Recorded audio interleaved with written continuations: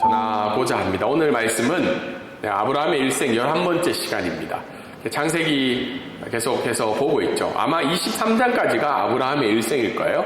그래서 23장까지 계속 보는데 오늘 말씀은 언약을 이루어 가신 하나님에 대해서 창세기 15장 7절부터 21절까지 말씀을 가지고 오늘 말씀을 전하고자 합니다.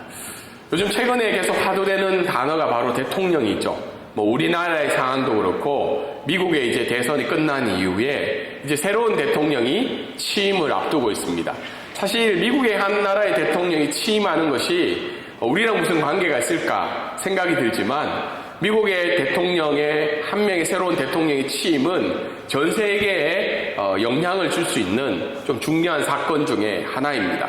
그래서 모두들 대통령, 특별히 트럼프라는 대통령이 과거에 한번 했다가 다시 이제 재취임을 하게 되는데 이 대통령으로 인해서 우리의 경제와 우리의 정치적인 상황과 세계적인 상황이 어떻게 바뀌어 갈까, 변동이 있을까, 어떤 영향이 있을까 굉장히 주목을 하고 있는 상황입니다.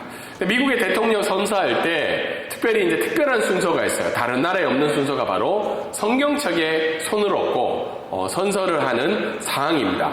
우리가 잘 알고 있는 대로 미국은 이 청교도 정신에 의해서 기독교 국가를 세우겠다는 목적으로 영국이나 유럽에서 건너온 사람들이 미국을 건국하게 되죠. 그래서 기독교 정신이 기본적으로 이렇게 깔려 있는데 재밌는 것은 이 대통령들이 선서를 할 때마다 사용하는 성경책이 달라요.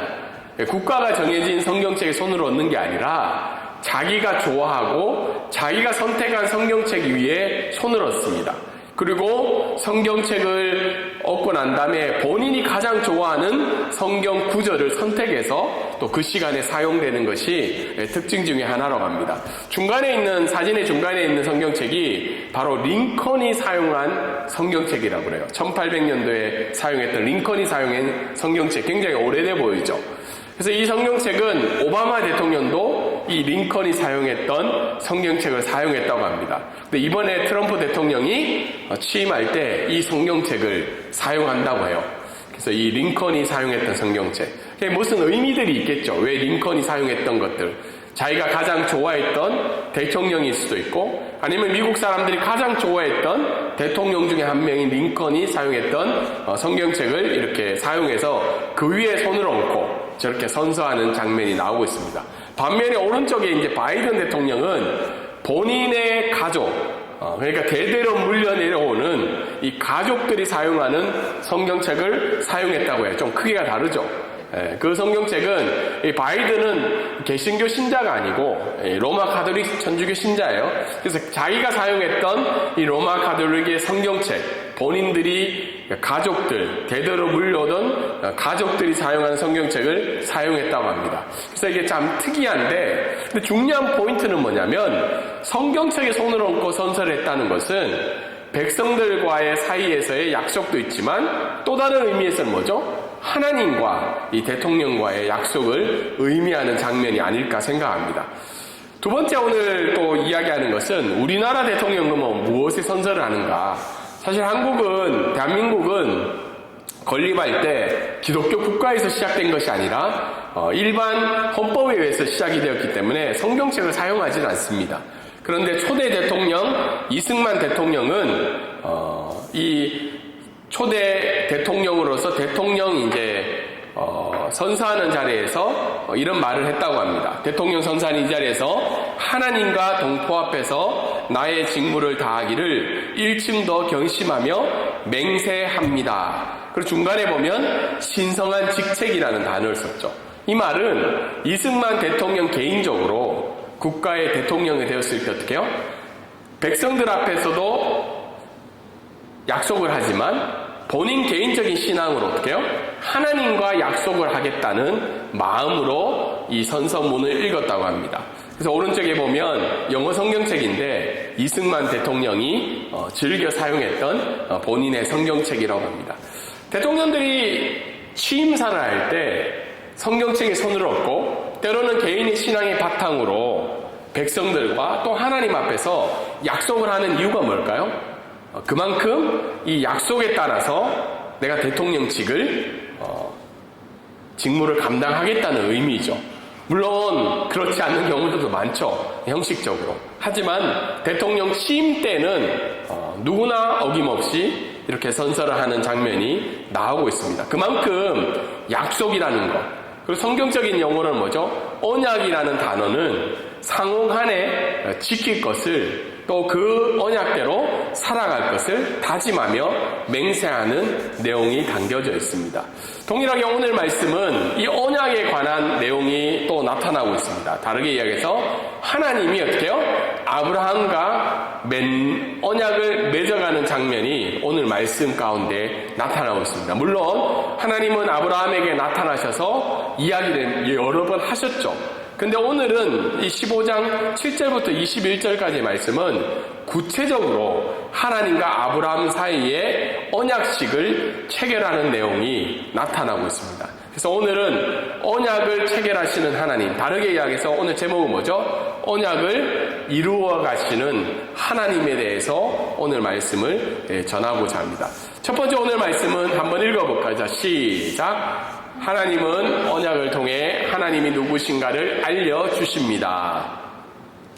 먼저 오늘 7절과 11절에 보면 하나님은 언약을 통해서 하나님이 누구신가를 먼저 알려주세요. 그러니까 언약을 맺는 사람이 누구냐 중요하죠.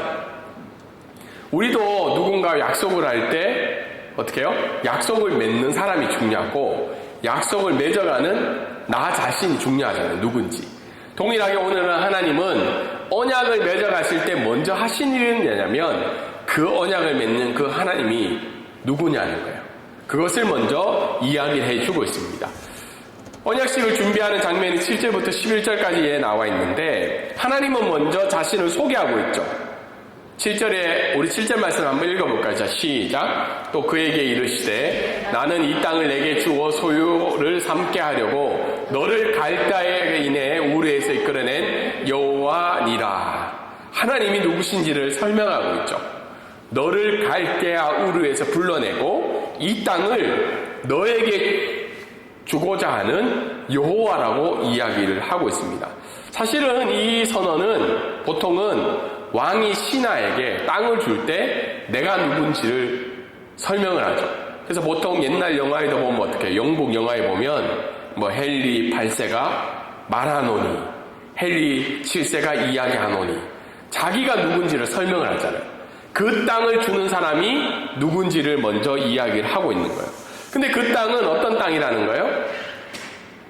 약속의 땅인데 이때 당시에 성경학자들이 이야기하는 것이 뭐냐면 이때 당시에 가나안 땅은 제일 좋은 땅이었다고 해요. 물론 갈대아 지역 우르의 땅도 좋은 땅이었지만 젖과 꿀이 흐르는 굉장히 곡식이 잘 자라고 풍성한 열매가 있는 가장 좋은 땅을 하나님이 주시는 장면이 오늘 그 말씀 가운데 나타나고 있습니다. 그런데 8절에 어떻게 되어 있어요? 하나님이 그렇게 주겠다고 하니까 8절에 아브라함이 어떻게 이야기하고 있나요? 하나님, 알겠습니다. 근데 내가 이 땅을 받을 거를 증표를 보여달라고 이야기하는 거예요. 증표. 내가 이 땅 언제 받을지, 정말 줄지 보여달라는 거죠. 사실 이 말은 불신의 마음은 아니에요. 하나님을 믿지 않는 마음이 아니라 하나님을 믿지만 더 확실한 보증을 요구하고 있는 장면이 나오고 있죠. 그러자 하나님이 또 어떻게 이야기하고 계세요? 9절에 알겠다.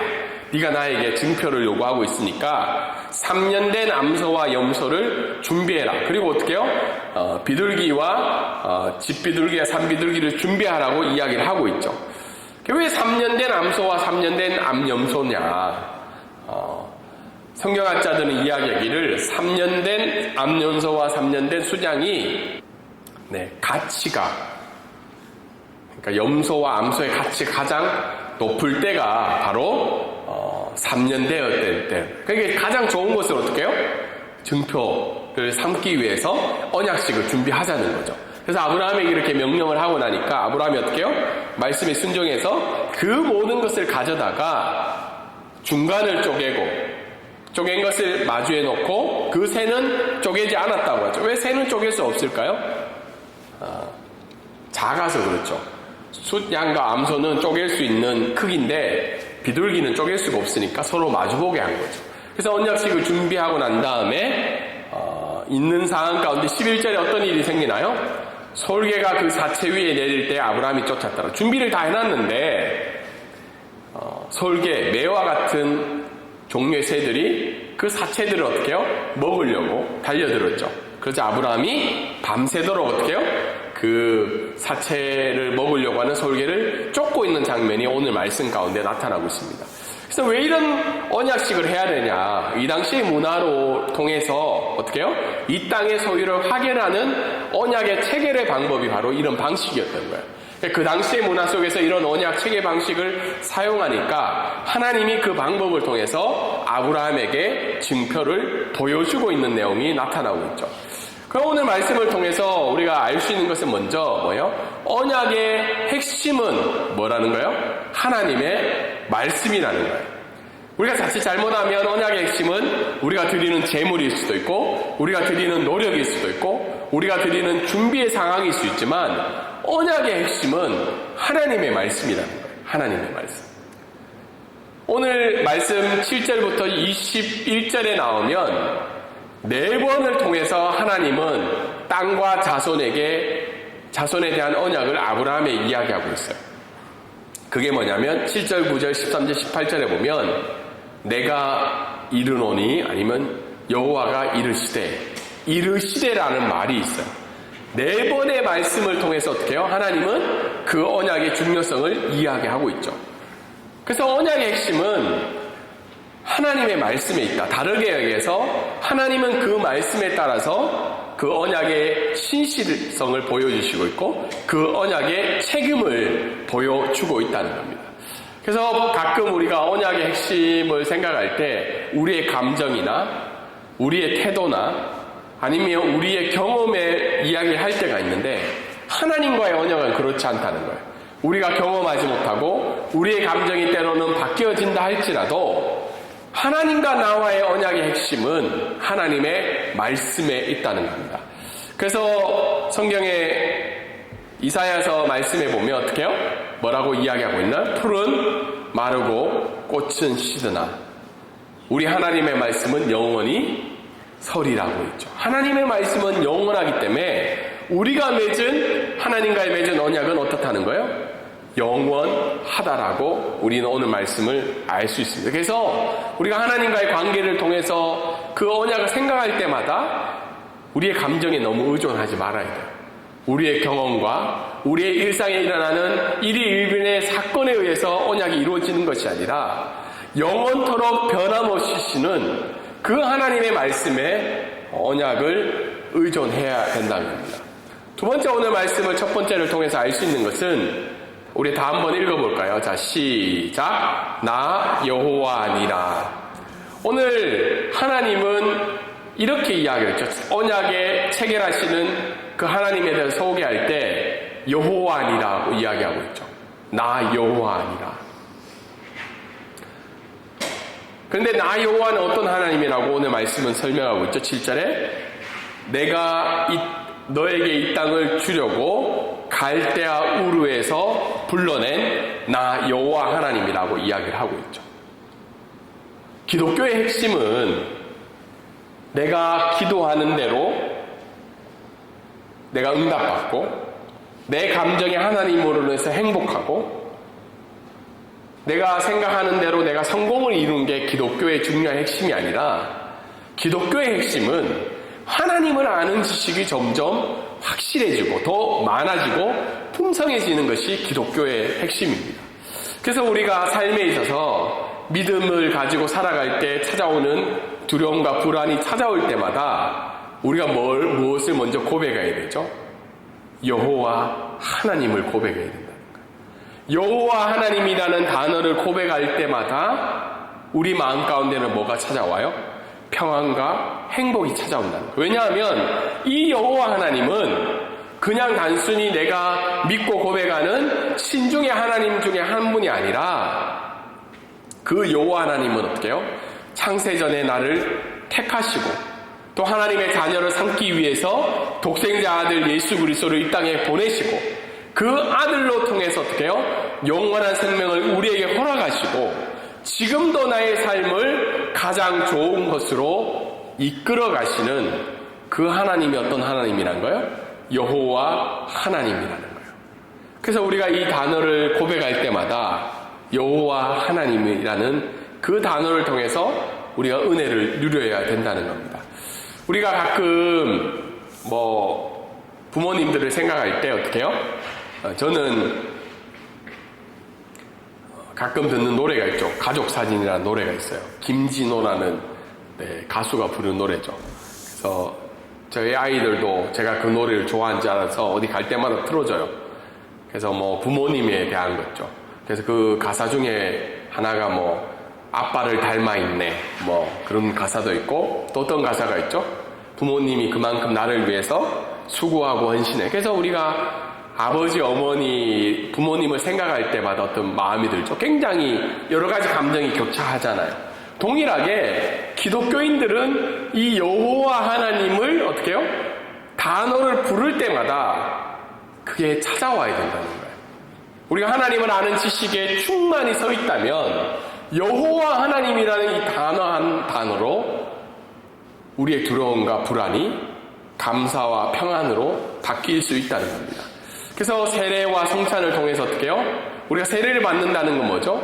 내가 하나님의 아들이 되었다는 것, 죄에서 자유함을 얻었다는 것이 세례죠. 성찬은 뭐예요? 하나님의 은혜로 말미암아 예수 그리스도의 그 보혈의 피를 기억하며 십자가의 사랑을 기억하는 게 성찬이죠. 그리고 말씀과 기도를 통해서 어떻게 해요? 계속해서 나 여호와 하나님의 그 은혜를 경험하고 고백하는 것이 바로 신앙의 모습이고 교회의 중요한 도구이지 않을까 생각하게 됩니다. 그래서 저와 여러분 가운데 불안과 염려가 찾아올 때마다 아브라함도 언약 이걸 준비하고 난 다음에 어둠과 두려움이 찾아왔다 그러거든요. 그게 신앙이에요. 신앙의 모습이에요. 하나님 앞에 언약식을 준비를 다 했는데도 두려움이 찾아오는 게 우리의 모습이지만 그럴 때마다 무엇을 고백하라는 거예요? 여호와 하나님을 고백하라는 거예요. 그 단어 속에 있는 수많은 하나님을 아는 지식이 나의 마음 가운데 평안함을 주게 된다는 겁니다. 그리고 첫 번째 말씀을 통해서 우리가 마지막으로 알 수 있는 것은 언약을 지켜나가는 우리의 신앙이 필요하다는 거예요. 언약은 일방적이지 않는 거죠. 언약은 당사자라는 거예요. 하나님이 주도적이시고 하나님이 한없는 은혜로 우리와 언약을 맺으시지만 언약을 맺은 우리도 어떻게 해요? 그 언약을 지키기 위해서 노력해야 된다는 거예요. 그래서 오늘 아브라함은 어떤 모습을 보여주고 있나요? 언약식을 준비하기 위해서 순종하고 있죠. 하나님이 이런 것들을 준비하라고 했을 때 군말하지 않고 믿음으로 그 언약식을 준비하고 있고 그리고 언약식을 체결하기 위해서 밤새도록 어떻게 해요? 그 사체를 먹기 위해서 방해하는 솔개를 어떻게 해요? 쫓아내고 있는 아브라함의 노력이 보이고 있다는 거예요. 동일하게 언약 속에 말씀하시는 그 하나님을 믿기 위해서 그 언약을 지켜나가시는 그 하나님을 경험하기 위해서 우리도 동일하게 그 언약을 준비하고 지켜나가는 신앙이 우리 가운데 있어야 된다는 사실입니다. 두 번째 오늘 말씀을 통해서 우리 한번 말씀을 읽어볼까요? 자, 시작. 하나님의 언약은 점진적으로 이루어져 갑니다. 15장 12절부터 21절까지 말씀인데요. 먼저 12절부터 16절에 보면 아브라함의 후손에 대해서 하나님은 이야기를 하고 계세요. 깊은 잠을 잔 후에 어두움과 두려움에 빠진 아브라함의 모습이 먼저 나오고 있죠. 아브라함의 모습을 보면 아브라함의 믿음이 참 하나님 앞에 의롭다함을 받는 굉장한 믿음인 반면에 동시에 어떤 마음도 드냐면 위로가 돼요. 왜냐하면 아브라함도 연약한 인간의 일생을 보여주고 있죠. 두려움과 어둠이 찾아왔을 때 굉장한 두려움에 빠져 있죠. 그랬을 때 하나님은 어떻게 이야기하고 있냐? 13절에 후손에 대해서 이야기를 하고 있죠. 너의 후손이 앞으로 이런 일을 당하게 될 거다. 그러면서 14절부터 16절에 어떤 이야기를 하고 있냐면 너의 후손은 지금 당장 이 땅을 차지하지 못할 건데 남의 나라에서 어떻게 해요? 4대째 종살이를 한 후에 이 땅으로 돌아와서 가나안 땅에 살게 될 거라고 하나님은 그 언약의 말씀을 이야기를 하고 있습니다. 사실 이 얘기를 들었을 때 좀 약간 당황스러워요. 아니 지금 당장 주면 되잖아요.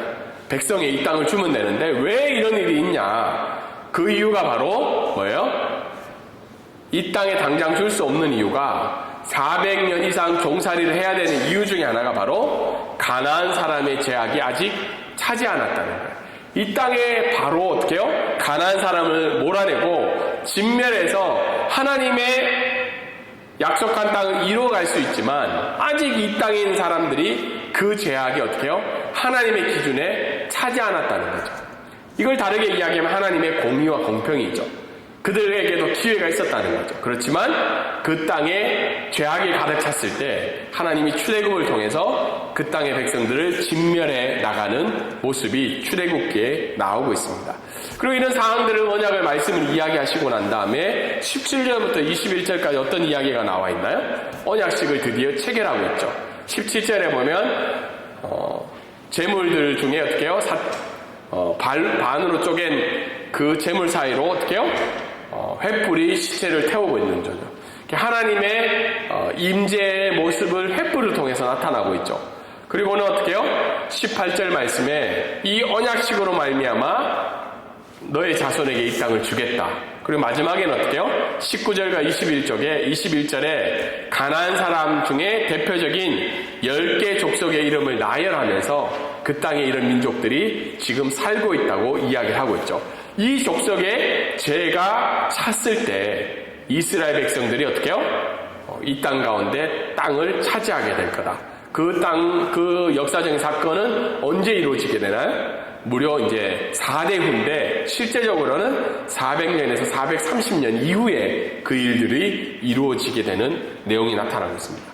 하나님의 언약의 특성이 뭐냐? 이 말씀을 통해서 알 수 있는 것은 일방적이고 은혜로운 언약이라는 거예요. 다르게 얘기해서 우리도 물론 하나님의 언약을 체결한 다음에 하나님의 그 언약을 지키기 위해 노력하지만 실제적으로는 하나님 입장에서는 굳이 우리와 언약을 맺을 필요가 없어요. 그렇지 않나요? 언약을 맺고 싶은 사람이 오히려 누구여야 돼요? 아브라함이 돼야죠. 우리가 돼야 되죠.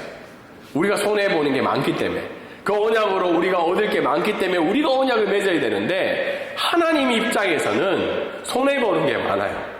때로는 그걸 지키기 위해서 어떻게 해요?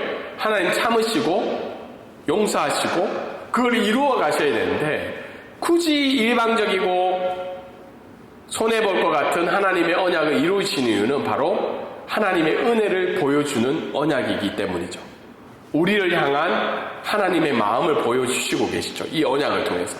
그래서 때로는 우리가 언약을 맺고 난 다음에 다르게 얘기해서 예수 그리스도를 믿고 난 다음에 하나님의 백성이 되었는데 어떨 때는 이 언약이 율법과 강요처럼 느껴질 때가 있어요. 이걸 지켜야 하고 불안하고 두렵고. 그런데 하나님의 언약의 특성은 그렇지 않다는 거예요. 하나님의 일방적인 사랑이고 하나님의 한량없는 은혜의 언약이 바로 우리가 하나님과 맺은 언약의 특성이라는 겁니다. 그래서 이 언약은 어떻게 해요? 우리를 죄와 어두움의 굴레에서 벗어나게 하죠. 우리를 죄에서 구원시켜 주시고 하나님의 자녀가 되고 하나님이 보시기에 어떻게 해요? 보배롭고 아름다운 가치가 있는 존재로 그 언약을 통해서 우리를 만들어 주셨다는 거죠.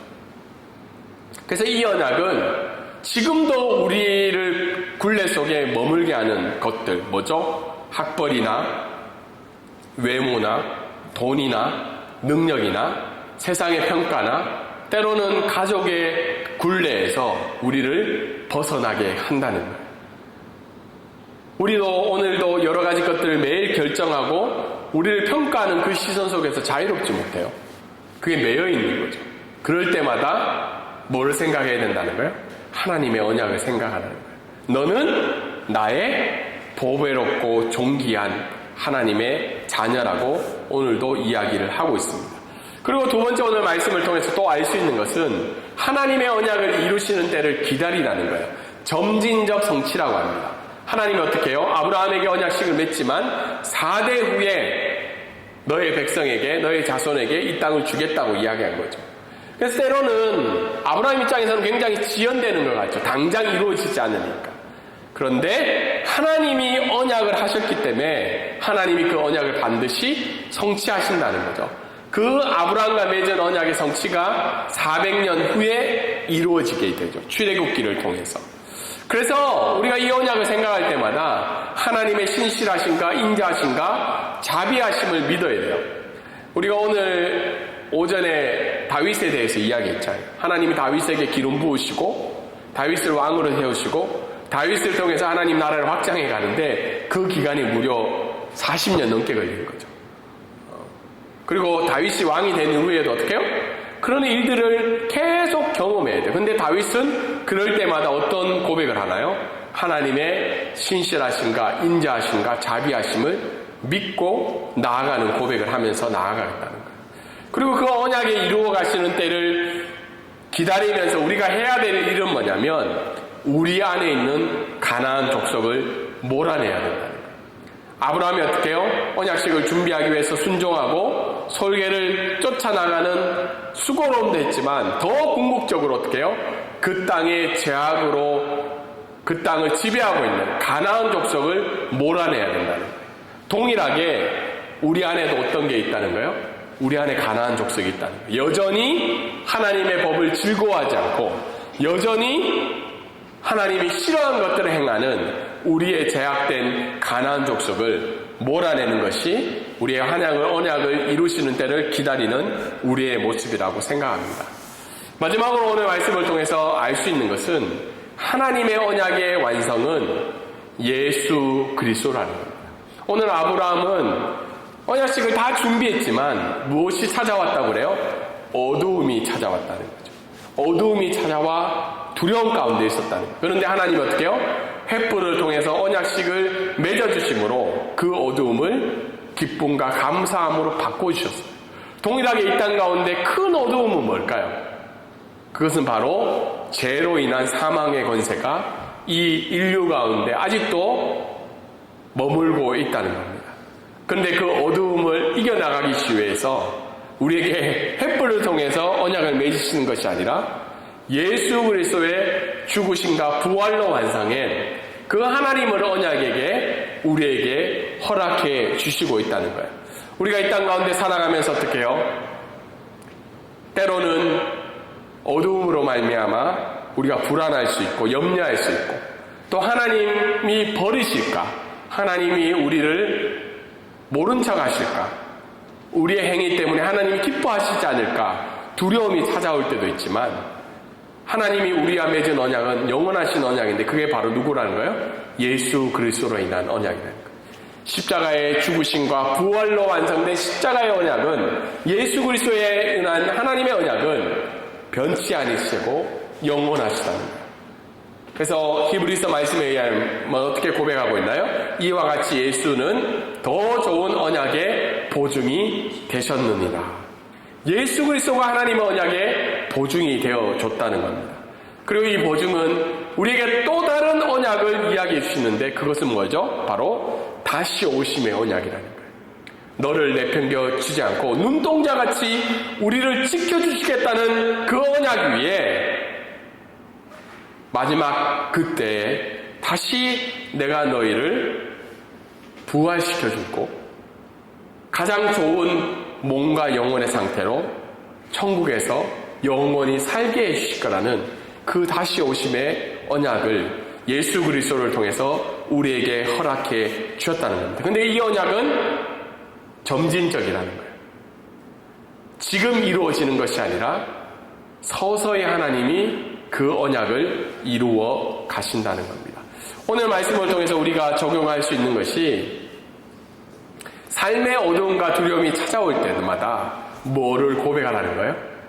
하나님인데 여호와 하나님을 고백하라는 거예요.